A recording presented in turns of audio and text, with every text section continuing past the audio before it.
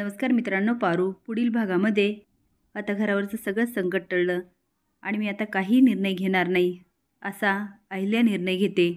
आता आदित्यच्या लग्नाचं फक्त पारू बघणार।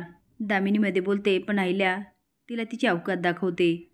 त्यामुळे दामिनीला खूप राग येतो। आता पुन्हा एकदा किर्लोस्करांच्या घरामध्ये पारू पारू चालू होतं। हे काय दामिनीला सहन होत नसतं, पण तेवढ्यात पुन्हा दिशाचं आगमन होतं आणि ती सारखं अहिल्याला सासूमा करत असते। याचा अहिल्याला खूप राग येतो। अहिल्या तिला विचारते, दिशा तू का आली आमच्या आयुष्यात परत? पण दिशा म्हणते, सासूमा मी तुमच्या आयुष्यात येणार आणि ढवळाढवळ पण करणार। आफ्टर ऑल तुम्हाला अवॉर्ड मिळाला आहे, कुठला? बेस्ट लोबो। पण कधी विचार केला का तो लोबो कुठून आला? ते डोळे कुणाचे?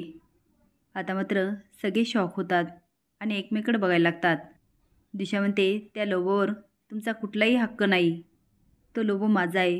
अहिल्या म्हणते, दिशा हे काय बोलतेस? तुझ्याकडे काय पुरावा आहे? तो लोबो तुझा आहे? दिशा म्हणते, सासू मॉम तुम्हाला पुरावा पाहिजे, मी सिद्ध करेल। दिशा एवढी कॉन्फिडन्सने बोलत असते की आता सगळ्यांना पुन्हा एकदा भीती वाटते आणि म्हणते, वकील साहेब यांना नोटीस द्या। ते आता आदित्यच्या हातात पेपर देतात। दिशा म्हणते, ही नोटीस आणली मी तुझ्यासाठी, सरप्राईज। आदित्य नोटीस वाचतो, त्याचा चेहराच पडतो। अहिल्या विचारते, आदित्य काय झालं? तो रागात म्हणतो, आई हिने आपल्यासाठी लीगल नोटीस आणली आहे। त्या लोबोवरचे डोळे ज्या मुलीचे, तिचे राईट्स ह्या मुलीकडे। अहिल्या म्हणते, काय? आता दिशा स्माईल करते आणि मान हलवते, पण पारू मात्र विचारात पडलेली असते की त्या लोबोचे डोळे कुणाचे हे दिशा मॅडमला कसं माहिती?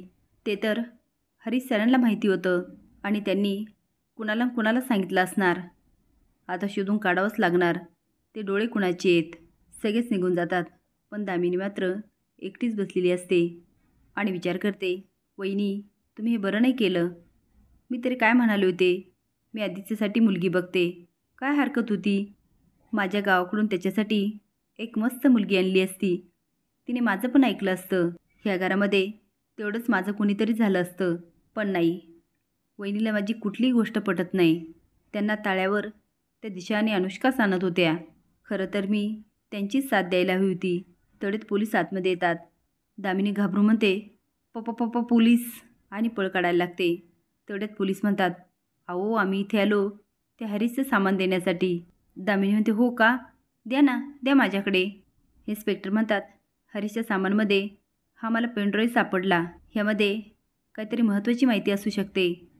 दामिनी त्यांच्या हातातून ओढून घेत म्हणते, मला दे ना, मी देते वहिनींना। ते आता सामान उघडून बघते आणि स्माईल करते। असेच नवीन अपडेट जाण्यासाठी लाईक आणि सबस्क्राईब करा। धन्यवाद।